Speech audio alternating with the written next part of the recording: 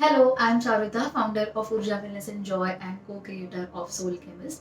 I would like to share my journey of personal and spiritual growth, which eventually evolved into Urja Wellness and Joy and now in SoulChemist.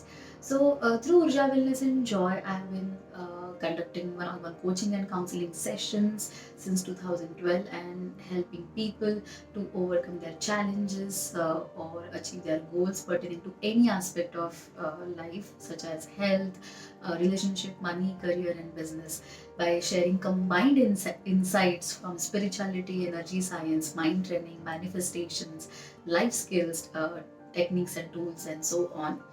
Now I am so excited to share my learnings in a much structured way through online platform, which is SoulChemist. So I belong to a typical middle class Brahmin family, and my grandfather was ritualistic. I would pester him by asking so many questions about God, religion, spirituality, and rituals. For example, I would call him Azoba. I would ask him, Azoba, what if I don't have money to buy puja samagri? Then what will happen? Will God not bless me? What if I perform some mistakes while performing puja? What will happen? Will God not bless me? So I could never get satisfactory answers. And but one thing which stayed with me, rather created immense impact, was he would say, Akka, he would call me Akka, and he would say, just forget about rituals. If you don't want to perform any puja or don't want to get into any rituals, it is okay. I just want you to pray every day. So prayer does not mean that in a formal structure or in a formal way you have to pray. Okay, you just have to simply express your gratitude towards God or higher power. Okay, prayer is not about asking something, God give me this, give me that. It is about just acknowledging his blessings, his presence in our lives, and that really created amazing impact on me, and it made sense to me. He would say, Akka, even if you're sitting in the toilet, just say thank you to God, or just say thank you for being there, and he will always come and help you. And I had seen him living very satisfactory life. He was very happy with whatever he had, and he lived in immense gratitude towards God or higher power. My father, my dad, my baba probably did not even believe in God. He was not at all ritualistic, or I would say even spiritual, but he believed in humanity a lot. For him, humanity was religion, and he lived by that principle. For him, humanity, he would always say, humanity supersedes everything. He, in fact, hated discrimination based on caste, religion, even based on financial condition or fame and status and so on. So equality was his principle, and I saw him living life that way. And one thing he would always say, that it is very important to develop heart-to-heart connections with people, and I would always see him, being there for uh, people when they really needed him to be. uh, it could be just a small contribution, but he would always go out of the way and help people. And when he passed away in October 2021, I remember my phone was flooded with messages and calls, and everybody had some or other story to share, like how he helped them, how he was available when they needed them. He would always say, Charuta, it is okay to miss birthday party, but it is not okay to miss funeral. It is okay if you're not able to participate in somebody's happiness or success, but please be there with them when they truly need you. Please be part of people's failure, or especially down phases. If somebody is admitted into the hospital, if somebody needs your presence, or just always help them in whatever way you can. My mom was again not very much ritualistic. However, she's very much spiritual and very much intuitive.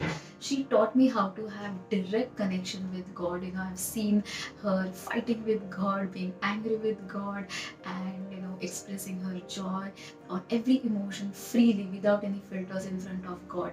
And she is a powerful manifester. I literally learned, how to pray strongly and manifest what you want from her. So these three people contributed significantly in shaping up my philosophy towards life or spirituality.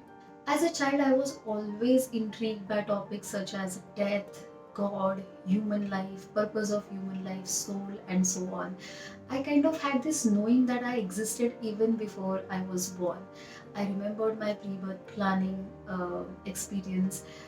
Then I had this knowing that there is much more to human life than what meets the eye. I always believed in higher power or supreme power. I've had numerous spiritual experiences such as intuitions, out of body experiences, deja vus, and so on. I have had numerous spiritual experiences such as intuitions, deja vus, out of body experiences, remembering my pre birth planning, and sometimes I could see divine beings, sometimes I could hear them clearly. But having these experiences and awareness did not solve my problems and challenges. uh, I I suffered from every aspect of my life to the extent that suicidal thoughts started creeping into my mind. I had seen or experienced everything which a child should never see or experience. I was totally engulfed in negativity. You take any negative emotion such as anxiety, depression, fear, frustration, or low self confidence. I had it in me. So, one thing I realized that just by having spiritual experiences will not change my life. I had to work on myself to improve my personality, and hence I embarked on the journey of self improvement. I read piles of books, I did workshops, courses, sought guidance from teachers and mentors. I put theory into practice. Sometimes I failed, sometimes I got results. I tried approaching people and situations from different perspectives. And as a result, I started growing personally and spiritually. I started shedding my old skin and I started emerging into my truest self. More I read, I realized there is so much to unlearn. More I started growing personally and spiritually, I realized this is a perpetual, unending journey. I casually started sharing my learnings, understanding, experiences of manifestation and spirituality in a very close, small community of like minded people from 2010. From 2012, I started professionally conducting sessions, one-on-one sessions, coaching and counseling sessions, future prediction sessions, healing sessions, along with my full-time job back then. And since 2014, I am full-time into this practice. So just to quickly give you my background, I did BCom, then I did MBA Finance. I worked in a corporate sector for about 8 to 9 years, and then I switched my career. I had a beautiful corporate life and I was a very ambitious girl, but slowly I started losing interest from corporate life, and I realized that my calling is in this field. So because I really wanted to contribute in the lives of people in a much meaningful way, because I wanted to spread this message. If I could do it, you can do it too. Also, I'm a national level swimmer. I used to represent my school, college at state, district, and national level. After leaving my job, I started working as a swimming coach too. So since 2014, I am full time into Urja Wellness and Joy and in swimming field. I derive immense satisfaction through my work. Swimming is just like a meditation for me, and Urja or this spiritual practice. Oh my God, what can I say? I derive immense satisfaction uh, when I see my clients getting breakthroughs, solutions, or they also when they starts experiencing transformation or magic in their life. I feel so fulfilled. I feel that, oh, okay, I could touch their lives in a very meaningful way. I feel my role is to burst myths about spirituality, to share science of future creation. How do we manifest things? What are the scientific aspects behind manifestation? To share the message how everything is interlinked. Usually we take these topics or learn these topics in silos, such as mind training, past life, karma, subconscious mind training, positive thinking, life skills, manifestation, energy science, energy healing, or law of attraction. We study everything in silos, but my role is to share the message or show people how these every how all these topics are interlinked, and how only just one dimensional approach to resolve any challenge will not work. We have to look at the challenge from all these perspectives and then come up with a solution. And so far, whatever challenges I had experienced in my personal life or in my professional life, this has been my approach. I looked at the problem or any situation from all these angles. And how does it help? While that challenge or problem is being resolved, you get to experience peace, ease. Okay, you experience grounding. By looking at the problem in a holistic approach, you actually allow yourself to grow personally and spiritually. You grow as a person. You develop patience. You experience grounding while your challenges are being resolved. You experience peace, happiness, and also your connection with the universe strengthens a lot, and that is such a magical experience. And this method, this approach, this magical formula is actually working every time without failure.